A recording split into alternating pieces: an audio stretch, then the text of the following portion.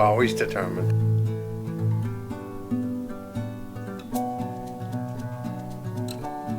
Pure.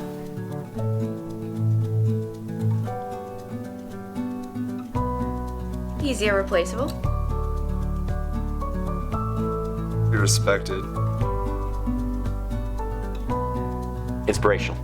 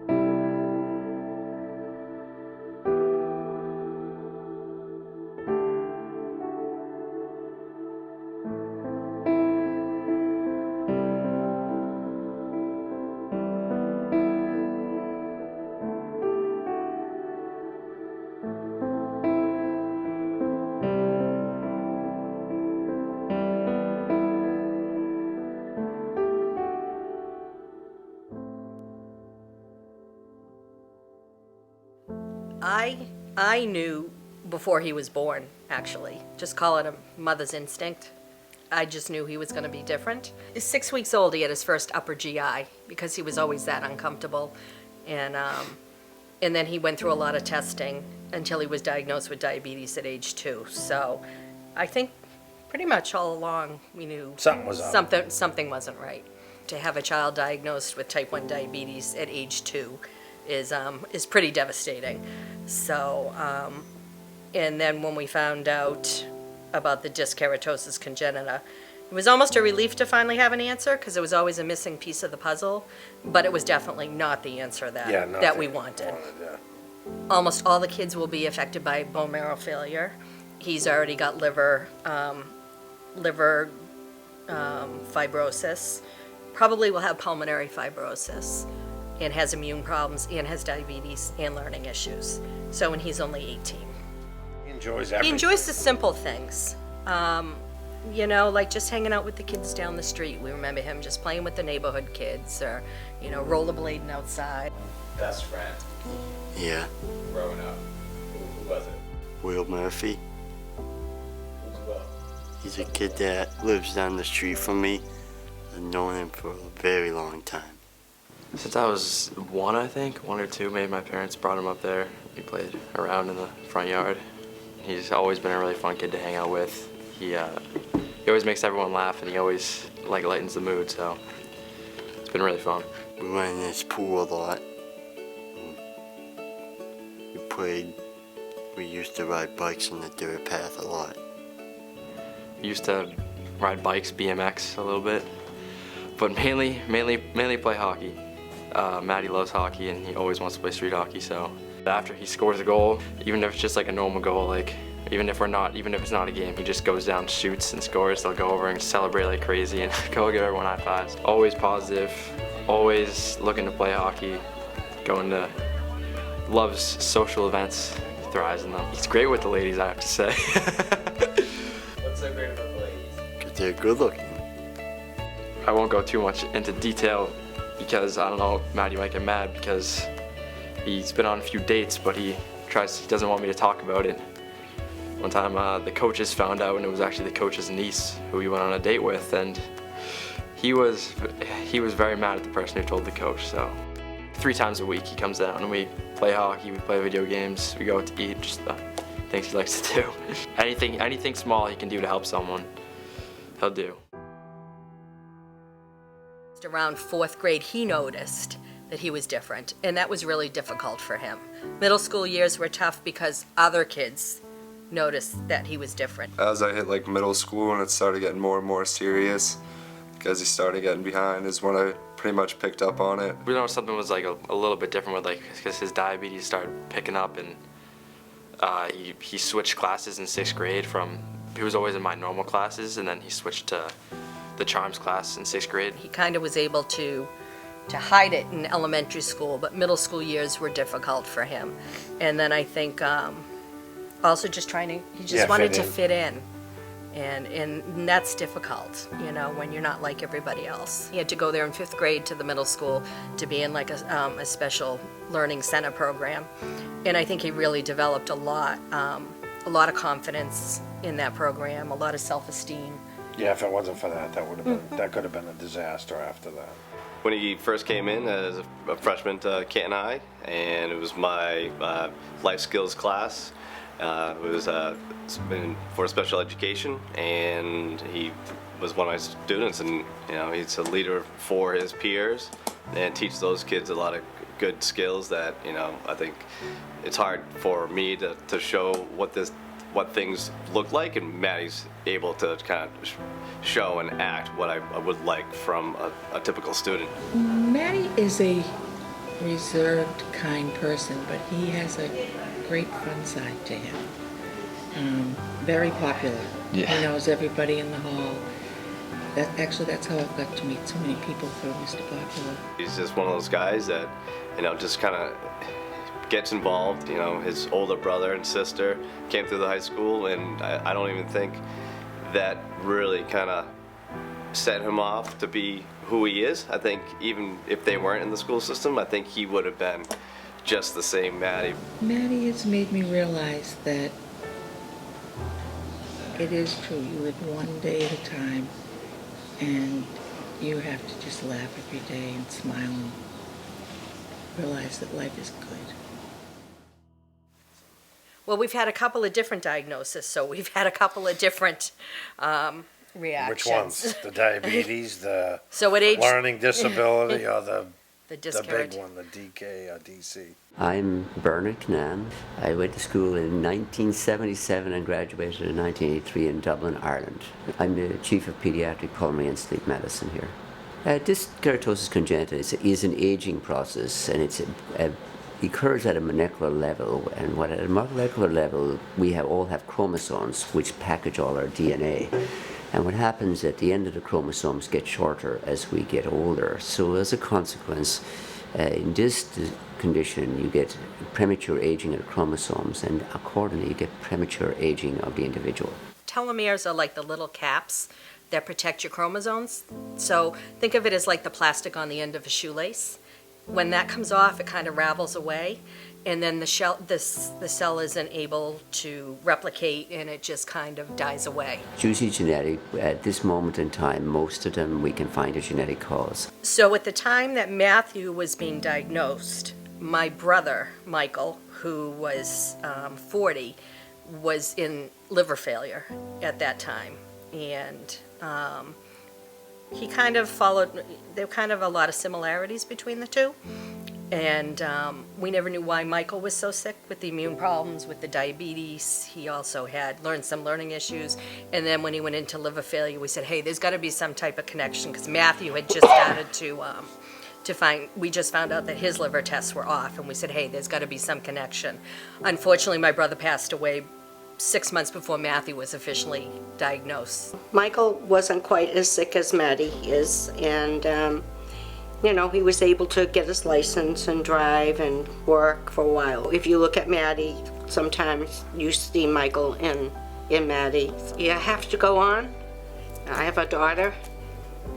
He lived to be 40, and we're grateful for that. He made Right. it to 40, and he worked, and And I have three beautiful grandchildren. yeah, So,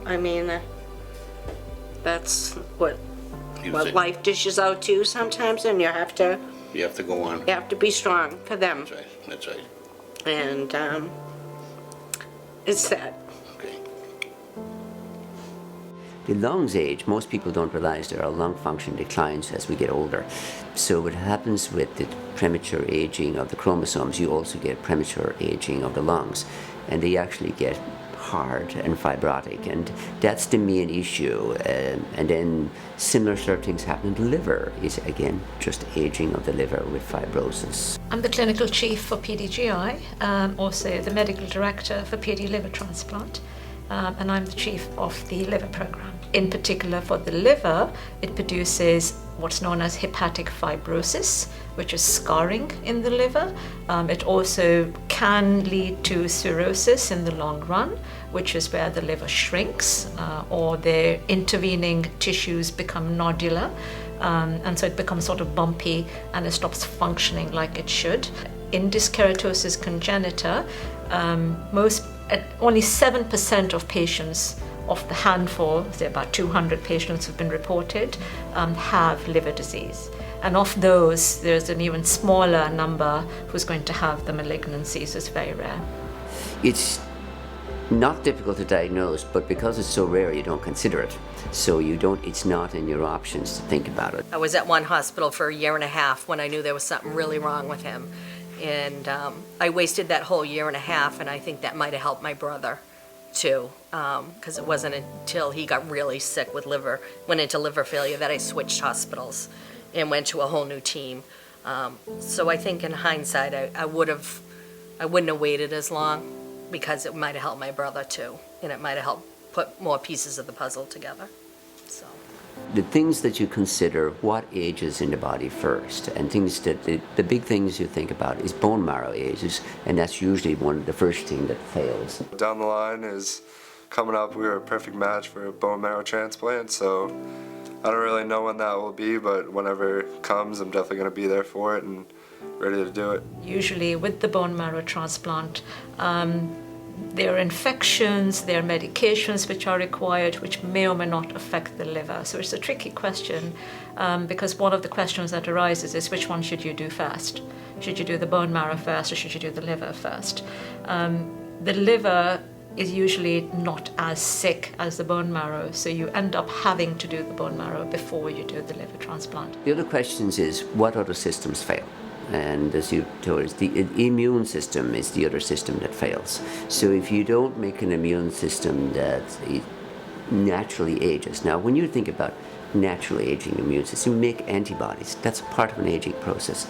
Now if you lose that area, age prematurely, you do not make appropriate antibodies.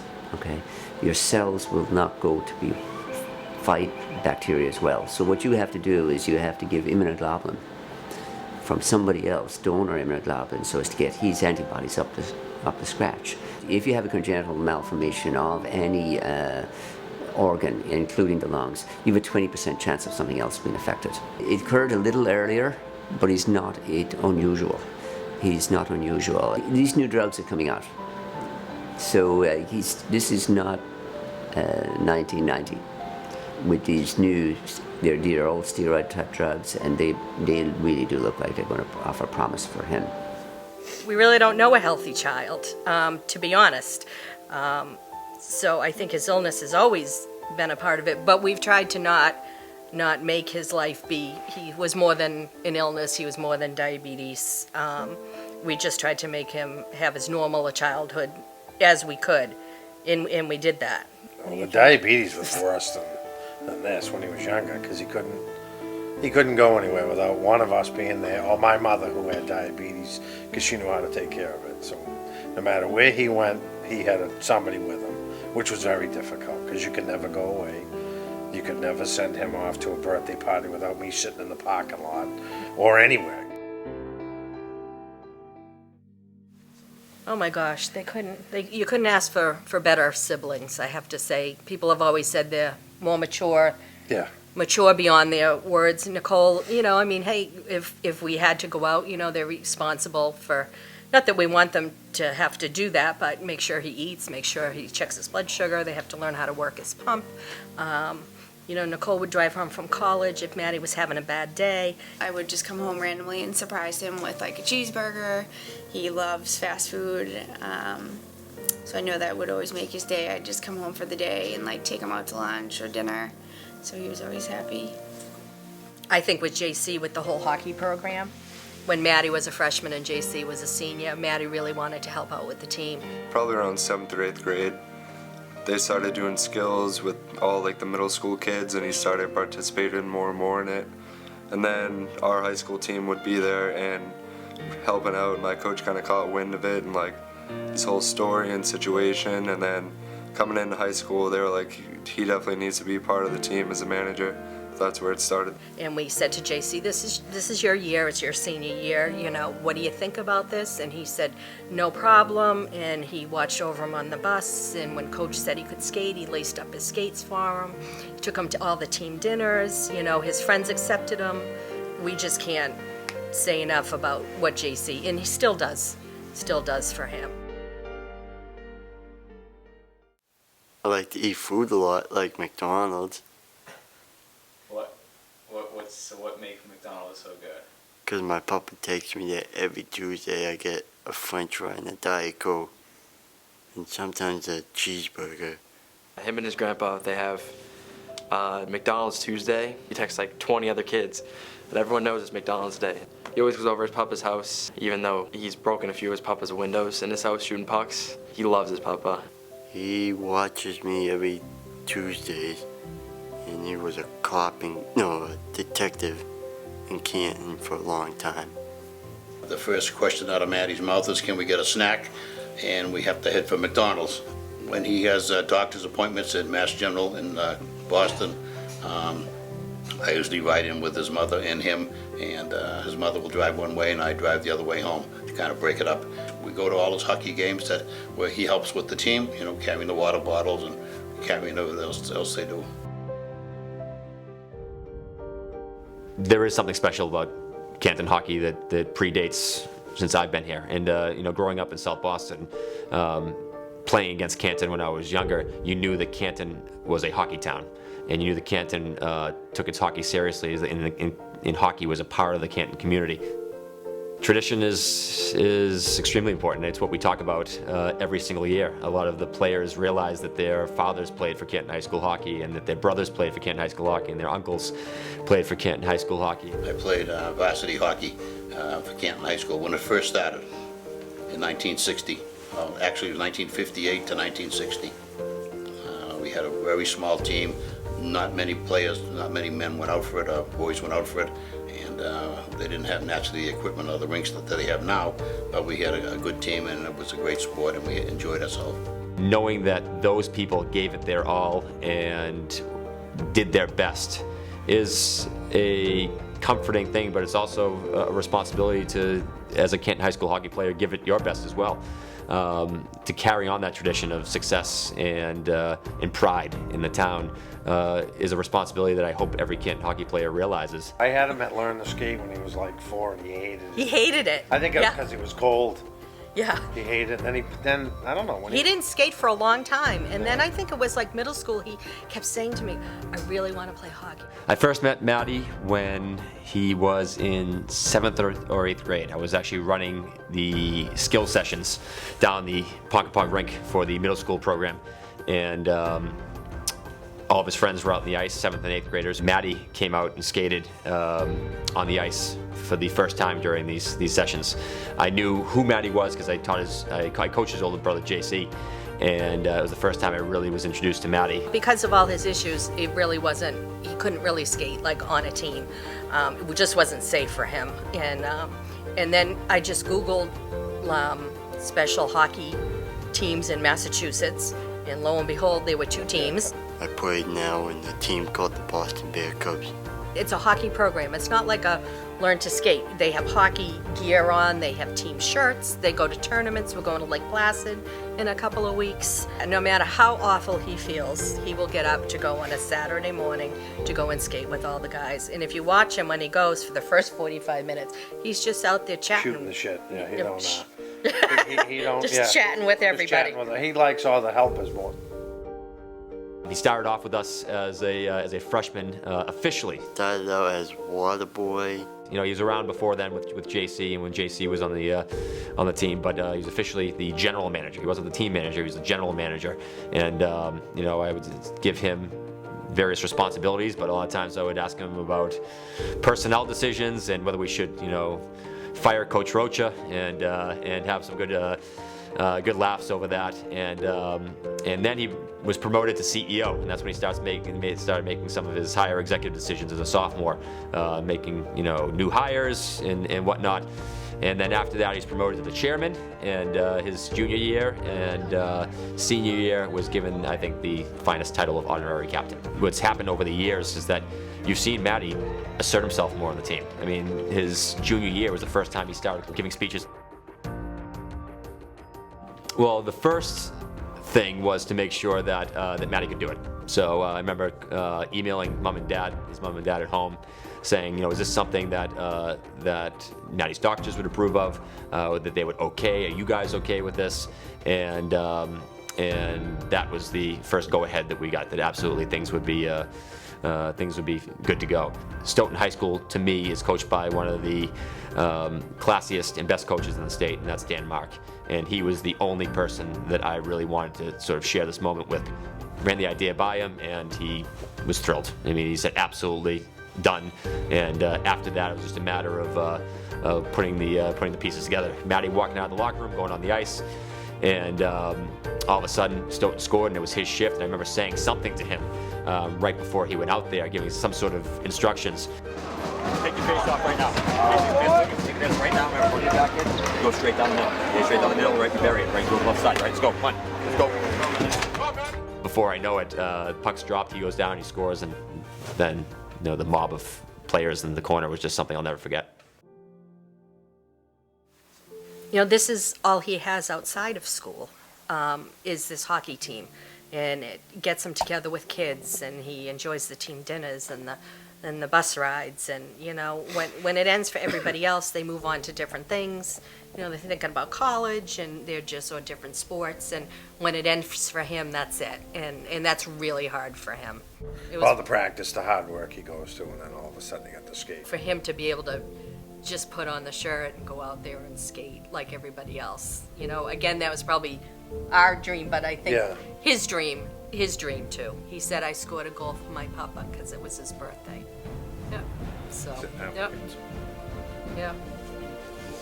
It was nice to see him smile and see him happy, and then we were all happy amongst tears. That was awesome. It was just so great seeing someone. To see everyone go crazy for him, and to see him go, his reaction, his parents' reaction, it was amazing. And I've seen him do that in the driveway so many times, and just to see it happen in a real game in front of everyone, which is always what he's been dreaming for, it was awesome. Let's pretend right now this is your one shift. How hard do you go? This is your one shift right now.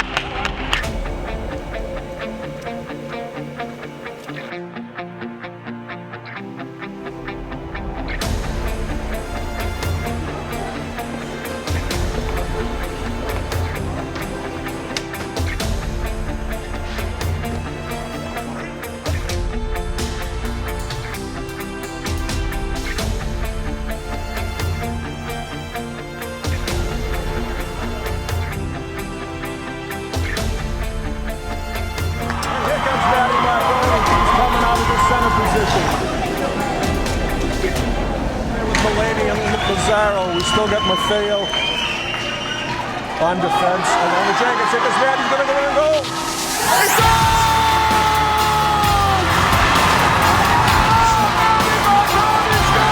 Look at his teammates leave off the bench. Skating down the red line, holding him more than ready. Oh, what a moment, dude. He split the defense, Joe.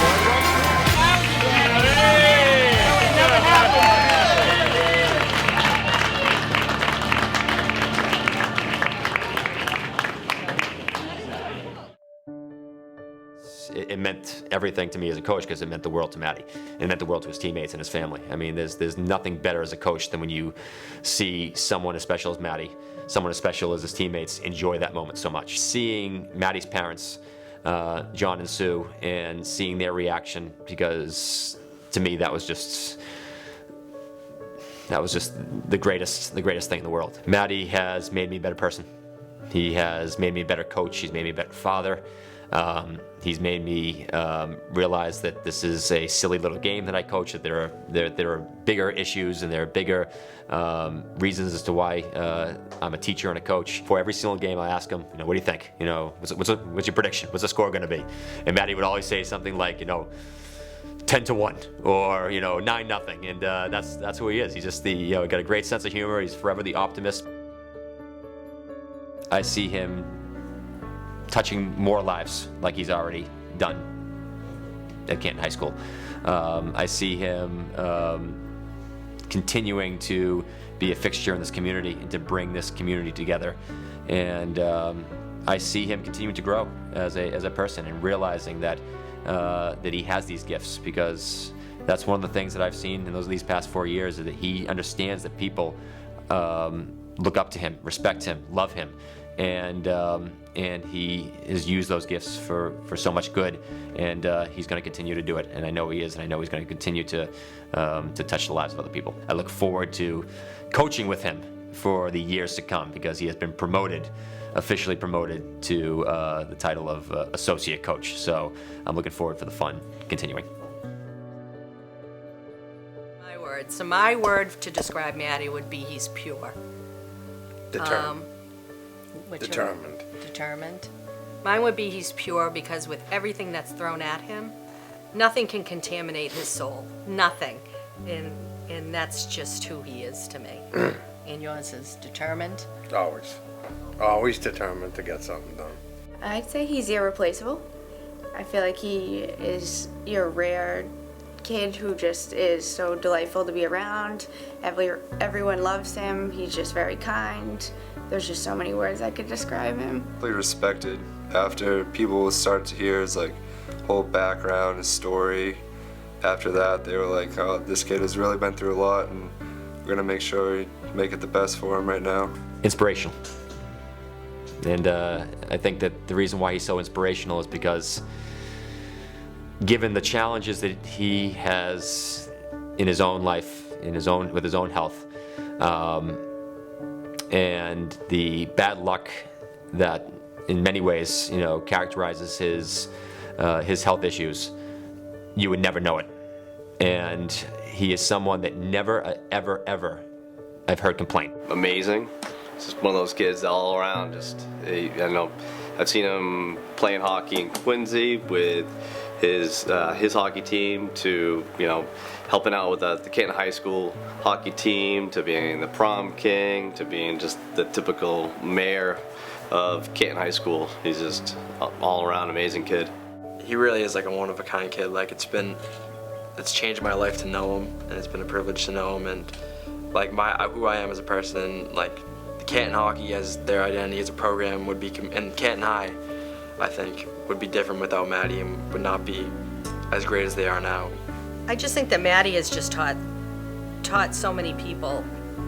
That's what he's here for. He's teaching people just about kindness and respect, and really, I think that's what he's here for. So he's teaching kids so much bigger lessons than they could learn in any school. So we're grateful for that. Just loving. I don't know, how would you describe him? One word? It's hard to think of a word. There's probably many. He's just precious to us. Yeah, precious to us. That's right. Right. No, and I don't have any other words. That's all I can say to that. I'm just hoping he lives a long life, and maybe they could find a cure. That would be a biggie, to help him even to live longer. So, very happy for him, and we couldn't imagine that this would ever happen for him all this year, especially. So, and it just isn't one person.